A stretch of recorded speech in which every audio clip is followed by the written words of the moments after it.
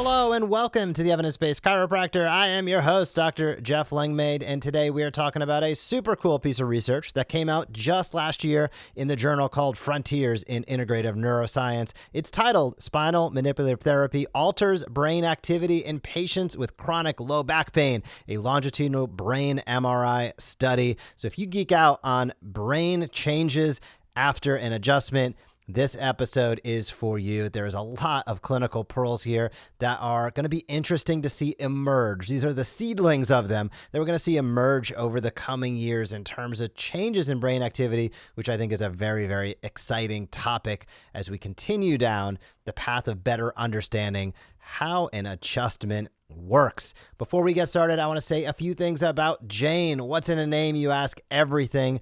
If you haven't checked out Jane, please do so. It's the only name you'll need to remember in the EHR world. Jane's a HIPAA-compliant online platform, provides clinical management capabilities, such as online booking. You definitely need that. Charting, scheduling, secure telehealth, and invoicing, all in one easy-to-use system with features like smart options in a narrative and dictation. They make things super easy for you. You can learn more and watch a demo by heading to jane.app/chiro. That is jane.app/chiro. And if you want a 30-day grace period, I see a lot of chatter in Facebook groups about switching EHRs.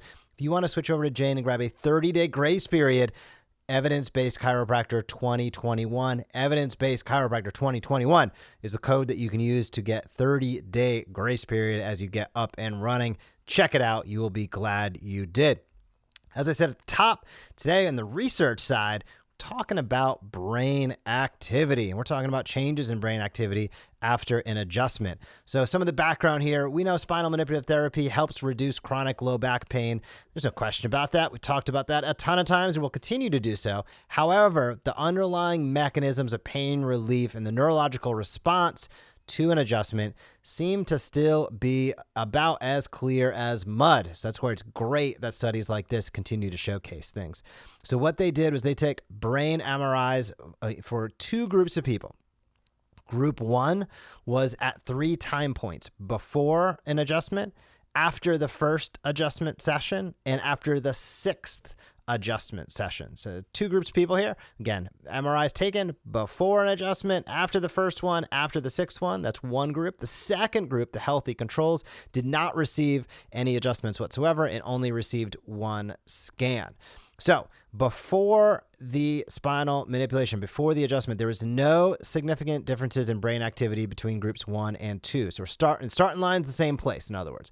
After the first spinal manipulation session, group 1 showed significantly greater brain activity in the right hippocampal gyrus and the right dorsolateral prefrontal cortex and the left prenucleus compared to group 2. After the 6th SMT session, group 1 showed significantly greater brain activity in the posterior cingulate gyrus, in the right inferior frontal gyrus compared to group 2. And after the 1st and 6th sessions, group 1 had significantly lower pain scores than they started with. So that's really the conclusion of the story. Let's break down what that science means, how you can apply it in practice, and really dive into the specifics. So we know the prevalence of chronic low back pain increases significantly with age. Now, here's one thing I did not know, and I think this is something that you should know. From 4.2% between the ages of 24 and 39 to almost 20%, 19.6% between the ages of 20 and 59. So up to age 39, you got about 4% chance of experiencing chronic low back pain. By the time you get to 59, about a 20% chance.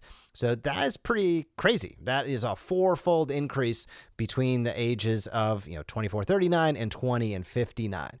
So it's a big deal and it's affecting a lot of people. 300 million people, 330 million people in the United States. 20% of them between the ages of 20 and 59 have chronic low back pain. Big market there.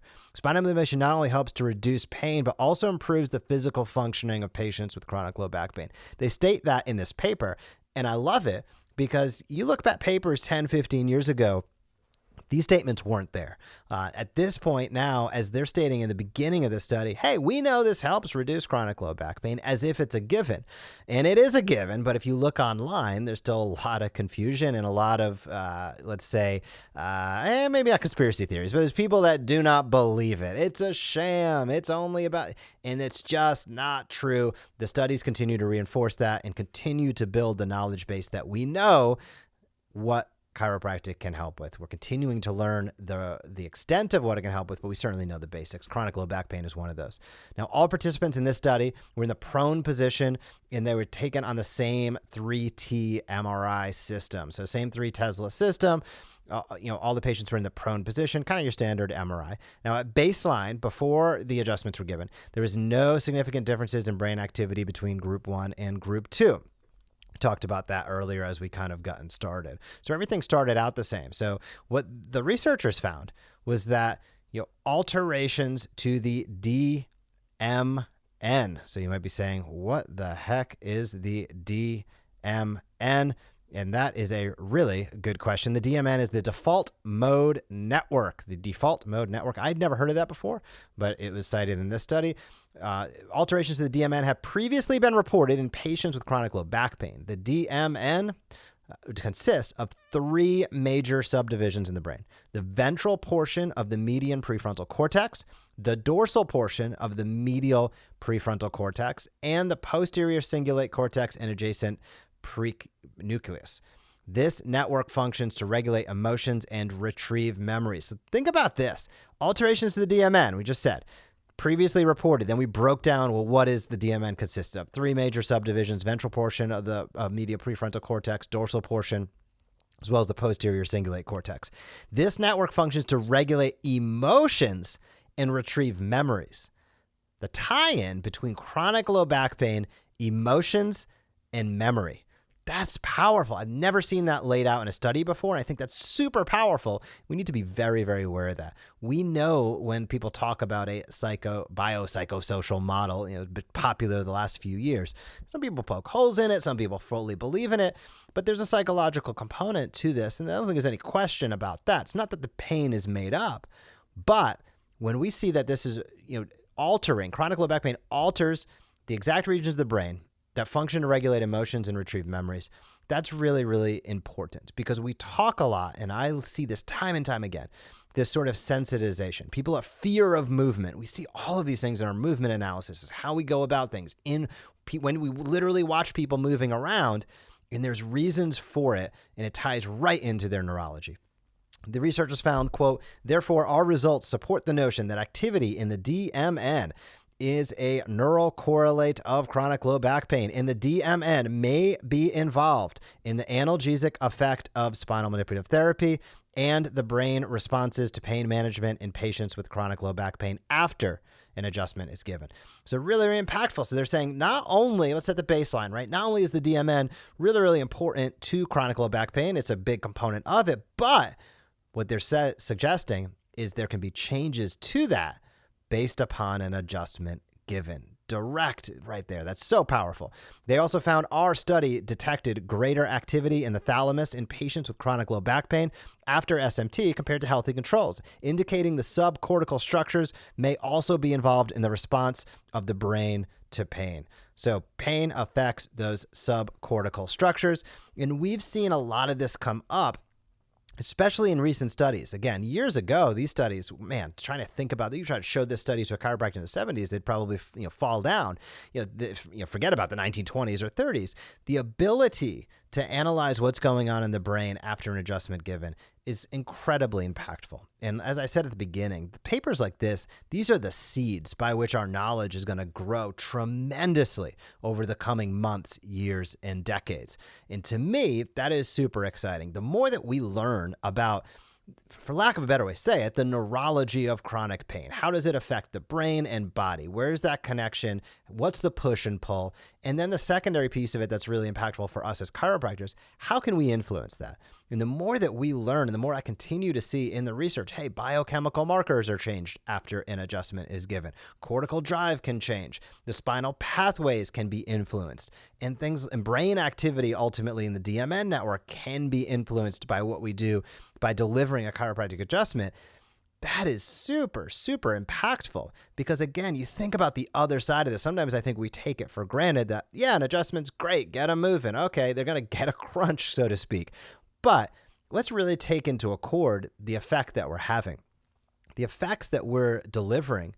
Some people are seeking things like medication. They're seeking surgical interventions. They're seeking, not only oral medications, but they might be seeking injection. They might be seeking all of these things to influence their system to drive the same result as what we're able to, or a similar result than what we're able to do with our hands.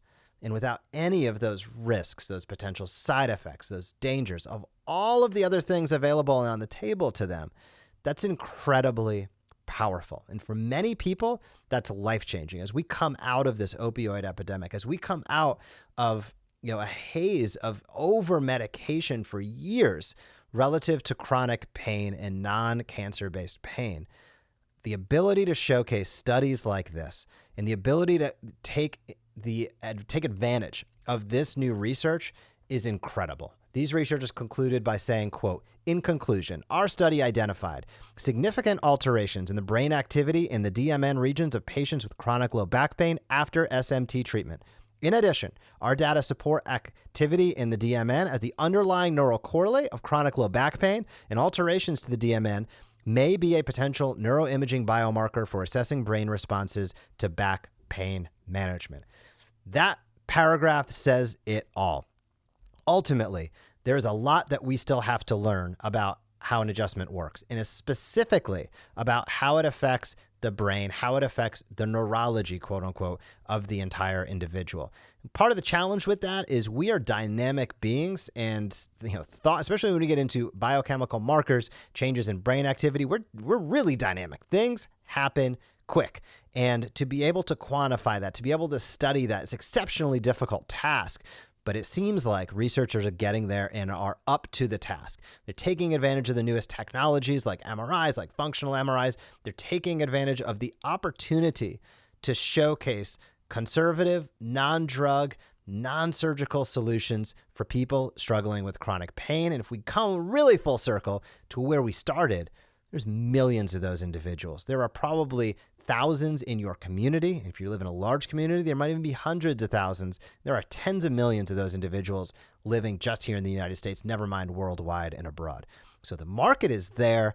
People are looking for solutions, and research like this, why I get so passionate about it, is research like this continues to substantiate what we do, continues to refine our knowledge. The more we're able to refine our knowledge, the more we're able to explain that knowledge to the people in our community. And hopefully now hey, a lot of people dealing with chronic low back pain, and not only is an adjustment good for the area, it hurt my back hurts less. That's an important thing, but there's a lot more to it than that. And that is very, very impactful. So get out there, share this information. This is going in the queue. It's going to be shared with members of the Evidence-Based Chiropractor so they can continue to build referral relationships with other healthcare providers in their community. If you're interested in bridging the gap and building relationships with other healthcare providers, check out the evidencebasedchiropractor.com. If you want to automate all of your email, all your social, get your in-office screens all on lockdown in a great way, check out thesmartchiropractor.com. We can automate all of your digital marketing for you, and it is incredibly impactful. Email is definitely our superpower tool there, so be sure to check it out. And I want to close by talking a little bit about Shield. If you're looking to get factory direct pricing for your braces, TENS units, and more, check out Shield at supersecretsales.com/EBC. That's supersecretsales.com/EBC. Dr. Stephen Brown is a great guy. He was on this podcast not too long ago, and he's offering you, listener to this podcast, a complimentary Shield TENS and eStim unit plus free shipping on your first order. Pick up that complimentary TENS and eStim unit and get free shipping. It's fast, shipping's fast, it's factory direct pricing, and a great selection of products. It's all available right now at supersecretsales.com/EBC. Be sure to check it out. If you have any questions about the study that I talked about today, you can hit me up, Jeff at theevidencebasedchiropractor.com. Make it a fantastic week in practice, and I will talk to you soon. Thank you for joining us on this episode of The Evidence-Based Chiropractor. If you want to grow your practice, come back for next week's episode. If you want to grow faster, visit theevidencebasedchiropractor.com and join our MD Marketing membership today.